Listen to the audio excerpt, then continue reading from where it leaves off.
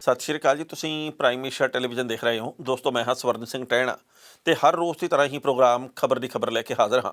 ਪਹਿਲੀ ਵੱਡੀ ਖਬਰ ਦੇ ਵੱਲ ਜਾਣ ਤੋਂ ਪਹਿਲਾਂ ਪੰਜਾਬ ਦੇ ਮੌਸਮ ਦੀ ਹਾਲ ਬਿਆਨੀ ਕਰਨੀ ਬਣਦੀ ਹੈ। ਲੰਘੇ ਕੱਲ੍ਹ ਦਿਨ ਦੇ ਵੇਲੇ ਸੋਹਣੀ ਧੁੱਪ ਸੀ।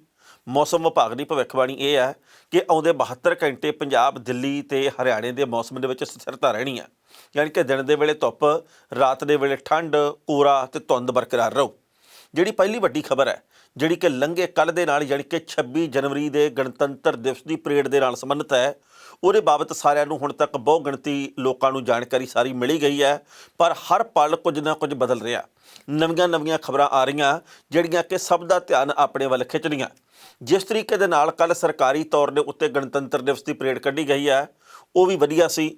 ਜਿਸ ਤਰੀਕੇ ਦੇ ਨਾਲ ਕਿਸਾਨਾਂ ਦੇ ਵੱਲੋਂ ਸ਼ਾਂਤਮਈ ਤਰੀਕੇ ਦੇ ਨਾਲ ਪਰੇਡ ਕੀਤੀ ਗਈ ਹੈ, ਉਹ ਵੀ ਵਧੀਆ ਸੀ। ਪਰ ਕੁਝ ਕੁ ਲੋਕਾਂ ਦੇ ਵੱਲੋਂ ਜਿਵੇਂ ਬੈਰੀਕੇਡ ਤੋੜੇ ਗਏ ਆ, ਜਿਸ ਤਰੀਕੇ ਨਾਲ ਲਾਲ ਕਿਲ੍ਹੇ ਦੇ ਉੱਤੇ ਪਹੁੰਚਿਆ ਗਿਆ, ਉਹਦੇ ਉੱਤੇ ਬਹੁਤ ਵੱਡੇ ਪੱਧਰ ਦੇ ਉੱਤੇ ਸਵਾਲ ਪੈਦਾ ਹੋ ਗਏ ਆ। ਹਾਲਾਂਕਿ ਲਾਲ ਕਿਲ੍ਹੇ ਦੇ ਉੱਤੇ ਜਾਣ ਦਾ ਹੱਕ ਸਭ ਨੂੰ ਆ। ਇਹ ਜੋਗਿੰਦਰ ਸਿੰਘ ਉਗਰਾਹਾਂ ਦੇ ਵੱਲੋਂ ਲੰਘੇ ਕੱਲ੍ਹ ਕਹੀ ਗਈ ਹੈ, ਜਿਹੜੇ ਕਿ ਭਾਰਤੀ ਕਿਸਾਨ ਯੂਨੀਅਨ ਉਗਰਾਹਾਂ ਦੇ ਹੈਗੇ ਆ ਪ੍ਰਧਾਨ। ਉਹਨਾਂ ਨੇ ਕਿਹਾ ਜੀ ਕਿ ਲਾਲ ਕਿਲ੍ਹੇ ਦੇ ਉੱਤੇ ਜਾਣਾ ਮਾੜੀ ਗੱਲ ਨਹੀਂ, ਪਰ ਕੁਝ ਕੁ ਲੋਕ ਭੜਕਾਹਟ ਦੇ ਵਿੱਚ ਆ ਕੇ ਜੋ ਕੁਝ ਕਰਕੇ ਗਏ ਆ, ਉਹਨਾਂ ਦੇ ਵੱਲੋਂ ਜੋ ਕੀਤਾ ਗਿਆ ਮਾੜੀ ਗੱਲ ਹੈ।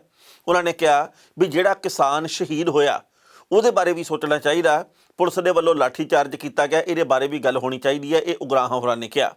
ਪਰ ਦੂਜੀ ਵੱਡੀ ਗੱਲ ਇਹ ਹੈ ਵੀ ਜੋ ਕੁਝ ਕੱਲ੍ਹ ਗੋਦੀ ਮੀਡੀਆ ਦੇ ਵੱਲੋਂ ਤੇ ਜੋ ਕੁਝ ਅੱਜ ਗੋਦੀ ਮੀਡੀਆ ਦੇ ਵੱਲੋਂ ਕਿਹਾ ਜਾ ਰਿਹਾ, ਉਹਦੇ ਬਾਬਤ ਸਾਨੂੰ ਪੂਰੀ ਆਸ ਪਹਿਲਾਂ ਵੀ ਸੀ। ਸਭ ਤੋਂ ਮਹੱਤਵਪੂਰਨ ਗੱਲ ਇਹ ਹੈ ਵੀ ਜਿਹੜੇ ਵਕਤ ਦਿੱਲੀ ਦੇ ਬਹੁ ਗਿਣਤੀ ਚੈਨਲ, ਖਾਸ ਕਰਕੇ ਜਿਹੜੇ ਗੋਦੀ ਮੀਡੀਆ ਦੇ ਨਾਲ ਜੁੜੇ ਹੋਏ ਆ, ਜਾਂ ਜਿਹੜੇ ਵੀ ਰਾਜਨੀਤਿਕ ਆਗੂ ਇਹ ਗੱਲ ਵਾਰ-ਵਾਰ ਕਹਿ ਰਹੇ ਆ कि ये तो आतंकवादी बैठे हुए हैं, ये तो खालिस्तानी बैठे हुए हैं, ये तो समाज विरोधी अनसर बैठे हुए हैं, ये तो वक्फवादी लोग बैठे हुए हैं, ये तो नक्सली और माओवादी हैं। कल उन्हां नूं गल करन दा मौका मिल गया कि असीं तुहानूं किहा सी ना कि इन्हां दे मनशे खेती कानूनां दे खिलाफ नहीं, इन्हां दे मनशे ये नहीं कि खेती कानून रद्द होण। ये असल दे विच किसानी दे भेस दे विच वो लोग बैठे आ जिहड़े कि सरकार नूं विपता दे विच पाउण दी कोशिश कर रहे आ। उन्हां नूं ये गल खुब के कहण दा मौका मिल गया ਤੇ ਇਹ ਤਾਂ ਮਿਲਿਆ ਕਿਉਂਕਿ ਅਸੀਂ ਮੌਕਾ ਪ੍ਰਦਾਨ ਕੀਤਾ। ਸਭ ਦੇ ਆਪੋ ਆਪਣੇ ਵਿਚਾਰ ਆ। ਕੋਈ ਹੋ ਸਕਦਾ ਇਸ ਗੱਲ ਦੇ ਨਾਲ ਸਹਿਮਤ ਹੋਵੇ ਕਿ ਲਾਲ ਕਿਲ੍ਹੇ ਦੇ ਉੱਤੇ ਜਿਹੜਾ ਅਸੀਂ ਝੰਡਾ ਲਹਿਰਾਇਆ ਇਹ ਕੋਈ ਮਾੜੀ ਗੱਲ ਨਹੀਂ। ਕਈਆਂ ਦੇ ਵਿਚਾਰ ਇਹ ਆ ਵੀ ਨਹੀਂ, ਇੱਦਾਂ ਹੋਣਾ ਚਾਹੀਦਾ ਸੀ। ਸਵਾਲ ਇਹ ਹੈ ਵੀ ਜਦੋਂ ਅਸੀਂ ਘਰਾਂ ਦੇ ਵਿੱਚੋਂ ਟਰੈਕਟਰ ਟਰਾਲੀਆਂ ਲੈ ਕੇ ਨਿਕਲੇ, ਉਦੋਂ ਅਸੀਂ ਕਿਹੜੀ ਗੱਲ ਦੇ ਲਈ ਨਿਕਲੇ ਆ? ਉਦੋਂ ਸਾਡਾ ਮਕਸਦ ਇੱਕੋ ਸੀ ਕਿ ਅਸੀਂ ਖੇਤੀ ਕਾਨੂੰਨ ਰੱਦ ਕਰਵਾ ਕੇ ਆਉਣੇ ਆ। ਕੇਂਦਰ ਦੀ ਸਰਕਾਰ ਮੰਨਦੀ ਨਹੀਂ, ਇਸ ਕਰਕੇ ਸਾਡੇ 150 ਦੇ ਕਰੀਬ ਕਿਸਾਨ ਵੀਰ ਆ ਜਿਹੜੇ ਉਹ ਸ਼ਹੀਦੀ ਪ੍ਰਾਪਤ ਕਰ ਗਏ। ਲੰਘੇ ਕੱਲ੍ਹ ਵੀ ਇੱਕ ਸ਼ਹੀਦ ਹੋਇਆ। ਪਰ ਇਹ ਸਭ ਦੇ ਨਾਲ ਇਹ ਵੀ ਗੱਲ ਸੋਚਣੀ ਵਿਚਾਰਨੀ ਬਣਦੀ ਹੈ ਕਿ ਕੀ ਉਦੋਂ ਅਸੀਂ ਇਹ ਗੱਲ ਸੋਚੀ ਸੀ ਜਿਹੜੀ ਕੁਝ ਹੁਣ ਅਸੀਂ ਲਾਲ ਕਿਲ੍ਹੇ ਦੇ ਉੱਤੇ ਜਾ ਕੇ ਕੀਤੀ ਹੈ? ਜਿਹੜਾ ਰੂਟ ਆ ਜਿਹੜਾ ਉਹ ਦਿੱਤਾ ਗਿਆ ਸੀਗਾ ਪੁਲਿਸ ਦੇ ਵੱਲੋਂ, ਜਿਹੜਾ ਲਾਲ ਕਿਲ੍ਹਾ ਉਹਦੇ ਵਿੱਚ ਸ਼ਾਮਲ ਹੀ ਨਹੀਂ ਸੀਗਾ। ਇਹਦੇ ਉੱਤੇ ਕੁਝ ਲੋਕਾਂ ਦੇ ਵੱਲੋਂ ਕਿੰਤੂ ਕੀਤੀ ਜਾ ਰਹੀ ਹੈ ਵੀ ਆਪਾਂ ਉਧਰਲੇ ਪਾਸੇ ਗਏ ਹੀ ਕਿਉਂ। ਬਹੁ ਗਿਣਤੀ ਲੋਕ ਆ ਜਿਹੜੇ ਉਹ ਇਸ ਮਾਮਲੇ ਦੇ ਉੱਤੇ ਕਿੰਤੂ ਵੀ ਕਰ ਰਹੇ ਆ, ਕਰਨੀ ਵੀ ਚਾਹੀਦੀ ਹੈ। ਸਭ ਦੇ ਵਿਚਾਰ ਆਪੋ ਆਪਣੇ ਆ। ਪਰ ਸਵਾਲ ਇਹ ਇੱਕ ਵੀ ਜੇ ਤਾਂ ਇਹ ਸਾਰਾ ਕੁਝ ਕਰਕੇ ਖੇਤੀ ਕਾਨੂੰਨ ਰੱਦ ਹੁੰਦੇ ਆ, ਫਿਰ ਤਾਂ ਭਾਵੇਂ ਸਾਨੂੰ ਦੁਬਾਰਾ ਵੀ ਉੱਥੇ ਜਾ ਕੇ ਇਵੇਂ ਕਰਨਾ ਚਾਹੀਦਾ। ਪਰ ਜੇਕਰ ਇਸ ਸਭ ਕੁਝ ਦਾ ਖੇਤੀ ਕਾਨੂੰਨ ਰੱਦ ਹੋਣ ਦੇ ਨਾਲ ਕੋਈ ਸੰਬੰਧ ਨਹੀਂ, ਤਾਂ ਫਿਰ ਅਸੀਂ ਕਿਹਦੇ ਮਗਰ ਲੱਗ ਕੇ ਇਹ ਸਾਰਾ ਕੁਝ ਕੀਤਾ? ਦੀਪ ਸਿੱਧੂ ਦੇ ਉੱਤੇ ਕਈ ਲੋਕਾਂ ਦੇ ਵੱਲੋਂ ਇਲਜ਼ਾਮ ਲਾਏ ਜਾ ਰਹੇ ਆ ਕਿ ਉਹਦੇ ਵੱਲੋਂ ਇਹ ਸਾਰਾ ਕੁਝ ਕਰਵਾਇਆ ਗਿਆ ਲੋਕਾਂ ਨੂੰ ਭੜਕਾ ਕੇ। ਦੀਪ ਸਿੱਧੂ ਦੇ ਵੱਲੋਂ ਇੱਕ ਵੀਡੀਓ ਦੇ ਰਾਹੀਂ ਲੋਕਾਂ ਨੂੰ ਇਹ ਗੱਲ ਕਹੀ ਗਈ ਹੈ ਕਿ ਸਾਡੇ ਉੱਤੇ ਸ਼ੱਕ ਨਾ ਕਰੋ, ਕਿਸੇ ਦੇ ਉੱਤੇ ਸ਼ੱਕ ਨਾ ਕਰੋ। ਇਹ ਲੋਕਾਂ ਦਾ ਇੱਕ ਵਹਿਣ ਆ, ਲੋਕਾਂ ਦਾ ਇੱਕ ਵਹਾਅ। ਲੋਕਾਂ ਨੂੰ ਇਹ ਠੀਕ ਲੱਗਿਆ, ਲੋਕਾਂ ਨੇ ਇਹ ਕਰ ਦਿੱਤਾ ਕਿਉਂਕਿ ਸਰਕਾਰਾਂ ਦੇ ਵੱਲੋਂ ਸਾਰ ਨਹੀਂ ਲਈ ਜਾ ਰਹੀ। ਪਰ ਹੁਣ ਸਵਾਲ ਇਹ ਵੀ ਪੈਦਾ ਹੁੰਦਾ ਕਿ ਕੀ ਇਸ ਤਰੀਕੇ ਨਾਲ ਸਾਰ ਲਈ ਜਾਊਗੀ? ਕਿਉਂਕਿ ਜਿਸ ਤਰੀਕੇ ਦੇ ਹਾਲਾਤ ਬਣੇ ਆ, ਉਹਦੇ ਤੋਂ ਬਾਅਦ ਕੇਂਦਰ ਦੀ ਸਰਕਾਰ ਨੂੰ ਤੇ ਗੋਦੀ ਮੀਡੀਆ ਨੂੰ ਬਹੁਤ ਕੁਝ ਕਹਿਣ ਦਾ ਮੌਕਾ ਮਿਲਿਆ ਤੇ ਅਸੀਂ ਮੌਕਾ ਦਿੱਤਾ ਇਸ ਕਰਕੇ ਆ। ਸੋ ਮਹੱਤਵਪੂਰਨ ਗੱਲ ਇਹ ਹੈ ਵੀ ਜਦੋਂ ਅਸੀਂ 2 ਮਹੀਨੇ ਤੋਂ ਉੱਤੇ ਦਾ ਸਮਾਂ ਸ਼ਾਂਤੀਪੂਰਵਕ ਤਰੀਕੇ ਨਾਲ ਬੈਠੇ ਸੀ, ਇਹਦੇ ਵਿੱਚ ਵਿਘਨ ਕਿਸੇ ਕਿਸਮ ਦਾ ਨਾ ਪੈਂਦਾ। ਫਿਰ ਲੋਕਾਂ ਦੇ ਵਿਚਾਰ ਆਪੋ ਆਪਣੇ, ਮੈਂ ਵਾਰ-ਵਾਰ ਇਸ ਗੱਲ ਕਰਕੇ ਕਹਿ ਰਿਹਾ ਕਿਉਂਕਿ ਕਿਸੇ ਨੂੰ ਹੋ ਸਕਦਾ ਵੀ ਇਹ ਲੱਗੇ ਜੀ ਕਿ ਇੱਦਾਂ ਨਹੀਂ ਹੋਣਾ ਚਾਹੀਦਾ, ਕਿਸੇ ਨੂੰ ਹੋ ਸਕਦਾ ਲੱਗੇ ਕਿ ਜੀ ਇੱਦਾਂ ਹੀ ਹੋਣਾ ਚਾਹੀਦਾ ਸੀ। ਪਰ ਮੈਨੂੰ ਦੁੱਖ ਨਿੱਜੀ ਤੌਰ ਦੇ ਉੱਤੇ ਇਸ ਗੱਲ ਦਾ ਵੱਧ ਹੋ ਰਿਹਾ ਵੀ ਅਸੀਂ ਸਾਰਿਆਂ ਨੇ ਚਰਚਾ ਵੱਖ-ਵੱਖ ਮੀਡੀਆ ਦੇ ਅੰਗਾਂ ਦੇ ਉੱਤੇ ਇਹ ਤਾਂ ਸੁਣ ਲਈ ਕਿ ਬੈਰੀਕੇਡ ਤੋੜੇ ਗਏ ਨੇ, ਦਿੱਲੀ ਦੀ ਪੁਲਿਸ ਨਾਲ ਝੜਪਾਂ ਵੀ ਹੋਈਆਂ ਨੇ, ਦਿੱਲੀ ਦੀ ਪੁਲਿਸ ਨੇ ਅਥਰੂ ਗੈਸ ਤੇ ਗੋਲੇ ਸੁੱਟੇ ਨੇ, ਸਾਡੇ ਨੌਜਵਾਨ ਆ ਜਿਹੜੇ ਉਹਨਾਂ ਦੇ ਵੱਲੋਂ ਲਾਲ ਕਿਲ੍ਹੇ ਦੇ ਉੱਤੇ ਪਹੁੰਚਿਆ ਗਿਆ, ਆ ਵੀ ਹੋਇਆ ਉਹ ਵੀ ਹੋਇਆ। ਪਰ ਉਹਨਾਂ ਦੀ ਬਾਤ ਕਿਉਂ ਨਹੀਂ ਪੈ ਰਹੀ ਜਿਨ੍ਹਾਂ ਨੇ ਸ਼ਾਂਤੀਪੂਰਵਕ ਤਰੀਕੇ ਦੇ ਨਾਲ ਇਸ ਪਰੇਡ ਦੇ ਵਿੱਚ ਹਿੱਸਾ ਲਿਆ? ਜਿਨ੍ਹਾਂ ਨੇ ਲੱਖਾਂ ਦੀ ਗਿਣਤੀ ਦੇ ਵਿੱਚ ਲੋਕ ਸੀ ਟਰੈਕਟਰਾਂ ਦੇ ਉੱਤੇ, ਜਿਨ੍ਹਾਂ ਨੇ ਦਿੱਤੇ ਗਏ ਰੂਟ ਦੇ ਮੁਤਾਬਕ ਸਾਰੀ ਜਿਹੜੀ ਪਰੇਡ ਕਹੀਏ ਜਾਂ ਰੋਸ ਮਾਰਚ ਕੀਤਾ ਇਹ ਕਹਿ ਲਈਏ, ਉਹਨਾਂ ਦਾ ਜ਼ਿਕਰ ਕਿਤੇ ਵੀ ਨਹੀਂ ਹੋ ਰਿਹਾ ਕਿਉਂਕਿ ਨੈਗੇਟਿਵ ਨਿਊਜ਼ ਨੂੰ ਬਹੁਤ ਵੱਡੇ ਪੱਧਰ ਦੇ ਉੱਤੇ ਪ੍ਰਮੁੱਖਤਾ ਮਿਲਦੀ ਹੈ ਤੇ ਇਸ ਵਕਤ ਵੀ ਮਿਲੀ ਹੋਈ ਹੈ। ਹੁਣ ਮੈਂ ਵਾਰ-ਵਾਰ ਟੀਵੀ ਚੈਨਲ ਕਈ ਦੇਖ ਰਿਹਾ ਹਿੰਦੀ ਦੇ, ਉਹ ਕਹਿੰਦੇ ਵੀ ਇਹ ਤਾਂ ਗੁੰਡੇ ਆਏ थे, ये तो किसानी के भेष में बदमाश आए थे, ये तो उग्रवादी थे, ये तो ऐसे थे, ये तो वैसे है। सानू भी दुख हुंदा इस गल दे उत्ते भी किसान आ जिहड़े वो किहड़े काम लई आए आ ते किहड़े काम दे उत्ते तोड़न दी कोशिश की जा रही है कि ये सब कुछ ठीक है। हुण जानकारियां कई महत्वपूर्ण आईयां। पंजाब दे मुख मंत्री दे वल्लों लंघे कल ये गल कही गई है कि शांति बना के रखो ते पंजाब दे विच हाई अलर्ट कर दिता गया। केंद्र के गृह मंत्री अमित शाह के वल्लों महत्वपूर्ण मीटिंग की गई है, ਉਹਦੇ ਵਿੱਚ ਉਹਨਾਂ ਨੇ ਇਹ ਗੱਲ ਕਹੀ ਹੈ कि फोर्स की गिणती ਵਧਾ ਦਿੱਤੀ ਜਾਵੇ। ਇਹ भी पता लगा खुफिया एजेंसियां ਨੂੰ भी शायद दोबारा हिंसा भड़के ਤੇ ਇਹ ਵੀ ਗੱਲ ਕਹੀ ਗਈ ਹੈ कि ਨਿਗਾਹ ਬਾਜ਼ ਵਾਲੀ ਰੱਖਣੀ ਚਾਹੀਦੀ ਹੈ ਤੇ ਦਿੱਲੀ ਦੇ ਲਾਲ ਕਿਲੇ ਦੇ ਵਿੱਚੋਂ ਸਾਰਿਆਂ ਨੂੰ ਵਾਪਸ ਭੇਜ ਦਿੱਤਾ ਗਿਆ। ਸੋ ਮਹੱਤਵਪੂਰਨ ਗੱਲਾਂ ਹੋਰ ਵੀ ਹੈ, ਪਰ ਹੁਣ ਸਵਾਲ ਇਹ ਹੈ ਕਿ ਕੀ ਇਹ ਸਾਰਾ ਕੁਝ ਕਰਨ ਤੋਂ ਬਾਅਦ ਜੋ ਕੁਝ ਵੀ ਲੰਘੇ ਕੱਲ ਹੋਇਆ ਇਹਦੇ ਨਾਲ ਕਿਸਾਨੀ ਅੰਦੋਲਨ ਨੂੰ ਕੋਈ ਸੱਟ ਵੱਜੂਗੀ ਜਾਂ ਨਹੀਂ। ਲੋਕਾਂ ਦੇ ਮਨਾਂ ਵਿੱਚ ਕਈ ਕਿਸਮ ਦੇ ਸਵਾਲ ਹੈ, ਦੇਸ਼ ਦੁਨੀਆ ਦੇ ਵਿੱਚ ਬੈਠੇ ਹੋਏ ਲੋਕਾਂ ਦੇ ਮਨਾਂ ਵਿੱਚ ਕਈ ਕਿਸਮ ਦੇ ਸਵਾਲ ਹੈ। ਇਹਨਾਂ ਸਵਾਲਾਂ ਦੇ ਉੱਤਰ ਸਮੇਂ ਨੇ ਆਪੇ ਦੇਣੇ ਆ। ਇਸ ਵਕਤ ਇੱਥੇ ਬੈਠ ਕੇ ਕੋਈ ਵੀ ਗੱਲ ਕਹਿ ਰਹਿਣੀ ਹੋ ਸਕਦਾ ਹਕੀਕਤ ਦੇ ਨਾਲ ਆਉਂਦੇ ਦਿਨਾਂ ਦੇ ਵਿੱਚ ਜਾਂ ਆਉਂਦੇ ਘੰਟਿਆਂ ਦੇ ਵਿੱਚ ਮੇਲ ਨਾ ਖਾਵੇ, ਪਰ ਸਮੇਂ ਨੇ ਸਭ ਕੁਝ ਬਿਆਨ ਕੀਤਾ ਵੀ ਹੈ ਤੇ ਸਭ ਕੁਝ ਬਿਆਨ ਕਰੂਗਾ ਵੀ। ਮੰਗ ਆ ਜਿਹੜੀ ਉਹ ਸਾਡੀ ਪਹਿਲਾਂ ਵੀ ਸੀ, ਅੱਜ ਵੀ ਹੈ ਕਿ ਖੇਤੀ ਕਾਨੂੰਨ ਰੱਦ ਹੋਣ ਤੇ ਜਿਹੜੀ MSP ਆ ਉਹ ਲਿਖਤੀ ਤੌਰ ਦੇ ਉੱਤੇ ਗਰੰਟੀ ਦੇ ਰੂਪ ਦੇ ਵਿੱਚ ਦਿੱਤੀ ਜਾਵੇ। ਇਸ ਮੰਗ ਤੋਂ ਬਿਨਾਂ ਕਿਸਾਨਾਂ ਨੇ ਇਹ ਗੱਲ ਕਹੀ ਸੀ ਕਿ ਸਾਡੀ ਹਾਲ ਦੀ ਘੜੀ ਕੋਈ ਵੀ ਮੰਗ ਨਹੀਂ ਹੈ। ਸਵਾਮੀਨਾਥਨ ਫਾਰਮੂਲੇ ਦੀ ਗੱਲ ਚੱਲਦੀ ਰਹੀ ਹੈ, ਹੁਣ ਵੀ ਚੱਲਦੀ ਹੈ।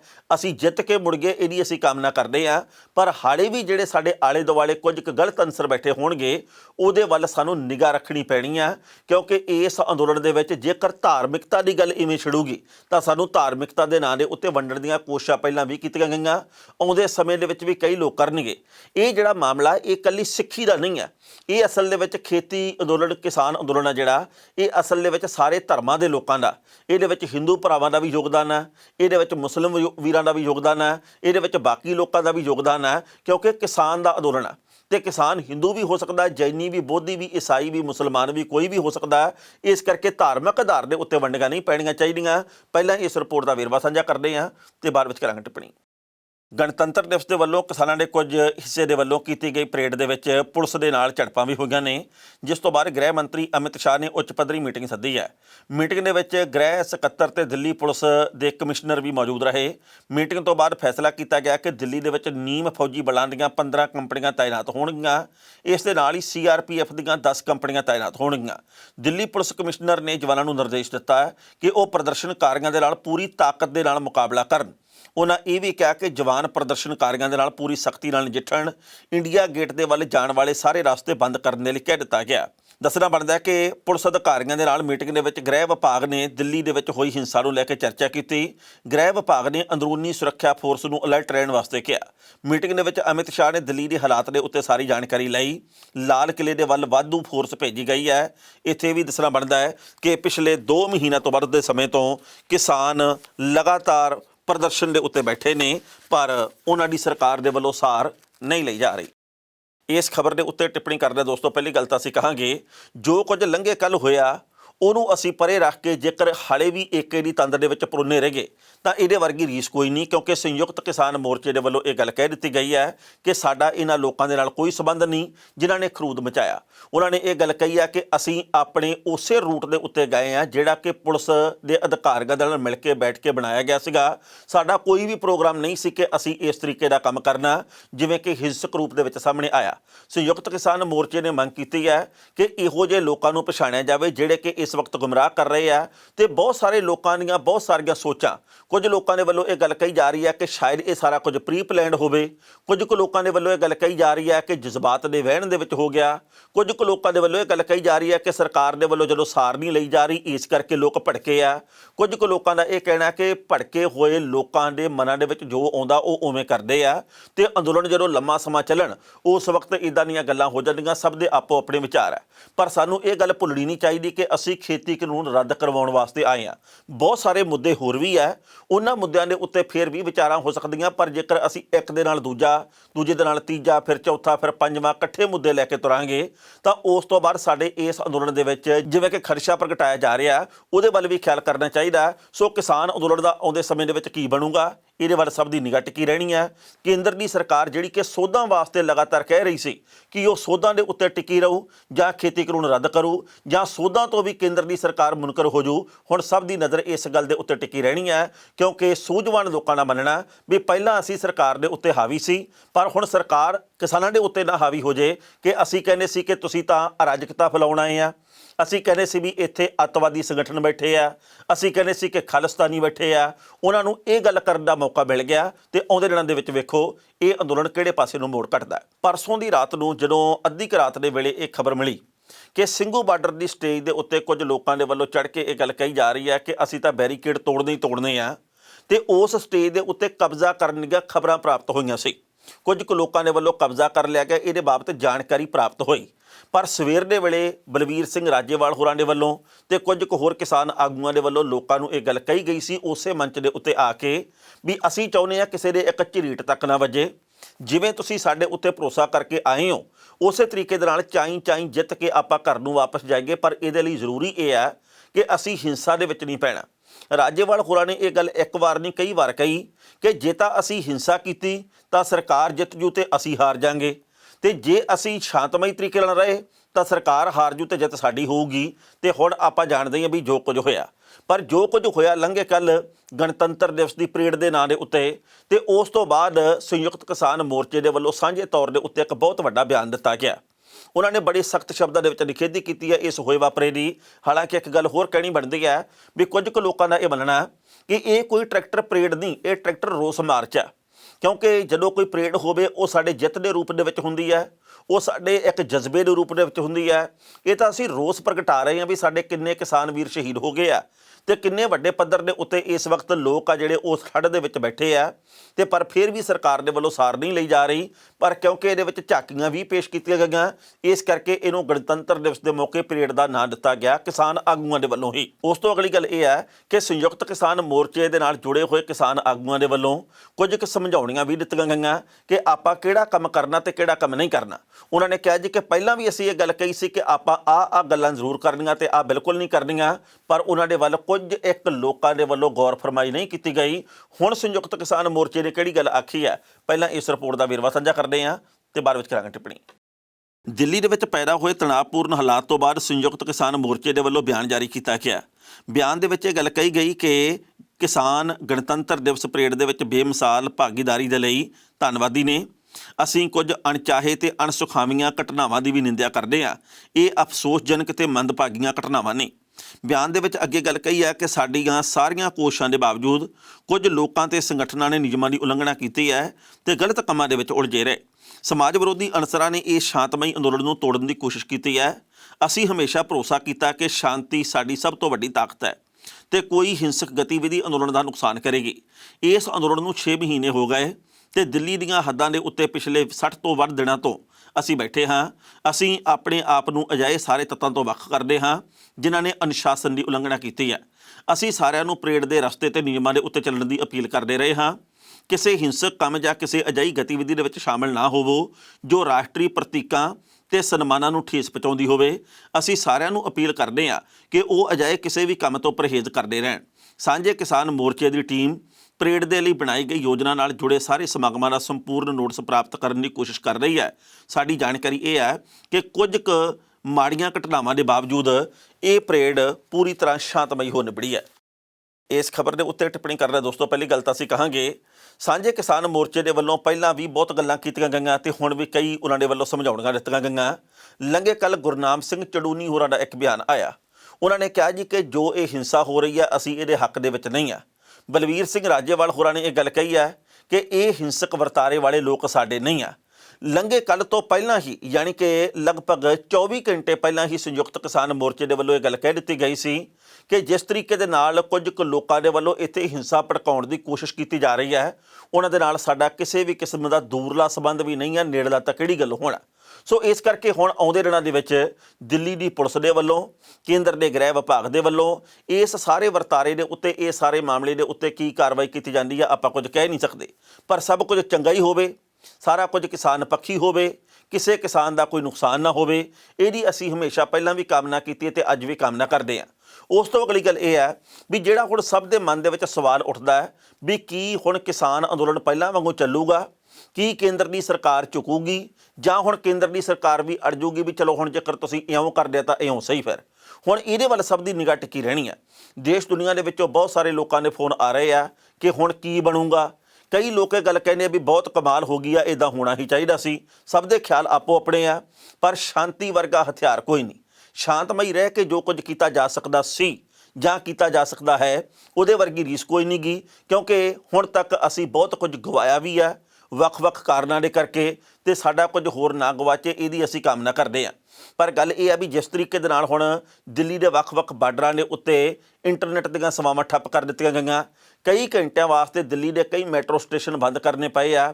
ਮਾਹੌਲ ਇੱਕ ਵਾਰ ਕਾਫੀ ਗੜਬੜਾ ਗਿਆ ਸੀ, ਪਰ ਆਉਂਦੇ 24 ਘੰਟਿਆਂ ਦੇ ਵਿੱਚ ਮਾਹੌਲ ਕਿਹੜੇ ਪਾਸੇ ਨੂੰ ਮੋੜ ਕੱਟਦਾ, ਕੀ ਹੁੰਦਾ ਤੇ ਕੀ ਨਹੀਂ ਹੁੰਦਾ, ਕੀ ਬਾਰਡਰਾਂ ਦੇ ਉੱਤੇ ਓਨੀ ਹੀ ਵੱਡੀ ਗਿਣਤੀ ਦੇ ਵਿੱਚ ਕਿਸਾਨ ਆ ਕੇ ਪਹਿਲਾਂ ਵਾਂਗੂ ਬੈਠ ਜਾਣਗੇ ਜਿੰਨੇ ਕਿ ਪਹਿਲਾਂ ਸੀ, ਜਾਂ ਹੋਰ ਕਿਸਾਨ ਆਉਣਗੇ ਜਾਂ ਇੱਥੇ ਘਟਣਗੇ, ਇਸ ਅੰਦੋਲਨ ਨੂੰ ਕੋਈ ਸੱਟ ਵੱਜੂਗੀ ਕਿ ਨਹੀਂ ਵੱਜੂਗੀ, ਇਹਦੇ ਵੱਲ ਸਭ ਦੀ ਨਿਗਾਹ ਟਿਕੀ ਰਹਿਣੀ ਹੈ। ਪਰ ਲੋਕਾਂ ਦੇ ਵੱਡੀ ਗਿਣਤੀ ਦੇ ਵੱਲੋਂ ਇਹ ਗੱਲ ਕਹੀ ਜਾ ਰਹੀ ਹੈ ਕਿ ਸਾਰਾ ਕੁਝ ਠੀਕ ਹੋਵੇ, ਅੰਦੋਲਨ ਸਹੀ ਚੱਲੇ, ਤੇ ਅੰਦੋਲਨ ਦੇ ਵਿੱਚ ਜਿਹੜੇ ਲੋਕ ਸ਼ਹੀਦ ਹੋਏ ਆ, ਜਿਹੜੇ ਲੋਕਾਂ ਨੇ ਹੁਣ ਤੱਕ ਦਿਨ ਰਾਤ ਇੱਥੇ ਬੈਠ ਕੇ ਇੱਕ ਕੀਤੀ ਹੈ, ਜਿਹੜੇ ਆਪਣੇ ਘਰਾਂ ਤੋਂ ਦੂਰ ਬੈਠੇ, ਨਿਆਣਿਆਂ ਨਿੱਕਿਆਂ ਤੋਂ ਦੂਰ ਬੈਠੇ ਆ, ਮਾਪਿਆਂ ਤੋਂ ਦੂਰ ਬੈਠੇ ਆ, ਉਹਨਾਂ ਸਾਰਿਆਂ ਦੀਆਂ ਉਮੀਦਾਂ ਦੇ ਉੱਤੇ ਪਾਣੀ ਨਾ ਫਿਰੇ, ਉਹਨਾਂ ਸਾਰਿਆਂ ਦੀਆਂ ਉਮੀਦਾਂ ਨੂੰ ਬੂਰ ਜ਼ਰੂਰ ਲੱਗੇ। ਆਪਾਂ ਸਾਰੇ ਜਾਣਦੇ ਹਾਂ ਕਿ ਇਸ ਕਿਸਾਨ ਅੰਦੋਲਨ ਦੇ ਵਿੱਚ ਕਿਸੇ ਵੀ ਰਾਜਨੀਤਿਕ ਵਿਅਕਤੀ ਦੀ ਕੋਈ ਗੱਲ ਚੱਲੀ ਨਹੀਂ।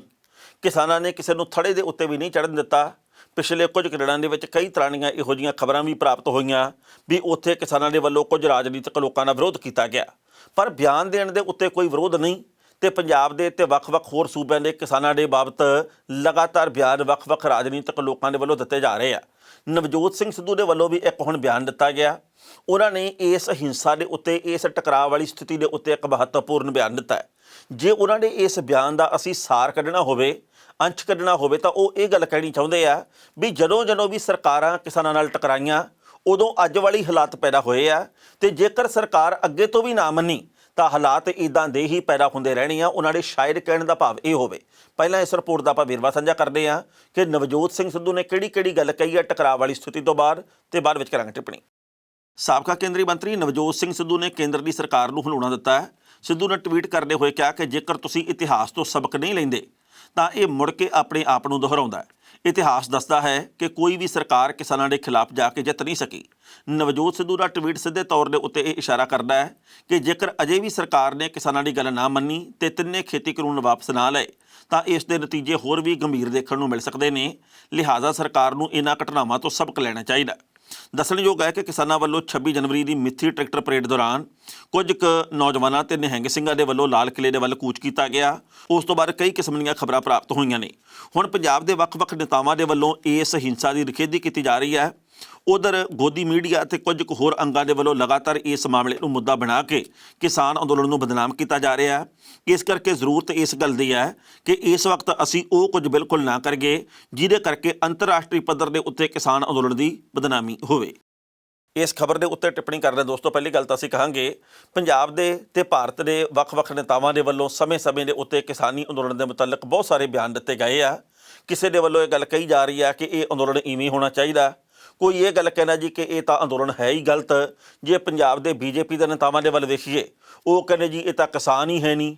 ਜੇ ਕੁਝ ਕੁ ਅਸੀਂ ਬੀਜੇਪੀ ਦੀ ਬੋਲੀ ਬੋਲਣ ਵਾਲੇ ਕਲਾਕਾਰਾਂ ਦੇ ਵੱਲ ਦੇਖੀਏ, ਉਹ ਕਹਿੰਦੇ ਜੀ ਕਿ ਇਹ ਤਾਂ ਕਿਸਾਨ ਗੁੰਮਰਾਹ ਹੋਏ ਹਨ। ਸਭ ਦੇ ਵਿਚਾਰ ਆਪੋ ਆਪਣੇ ਆ, ਪਰ ਗੱਲ ਇਹ ਹੈ ਵੀ ਅਸੀਂ ਬਾਕੀ ਸਭ ਕੁਝ ਨੂੰ ਪਰੇ ਕਰ ਦਿੰਦੇ ਹਾਂ। ਅੰਨਦਾਤੇ ਦਾ ਕਸੂਰ ਕੀ ਹੈ, ਸਵਾਲਾਂ ਦਾ ਸਵਾਲ ਇਹ ਹੈ।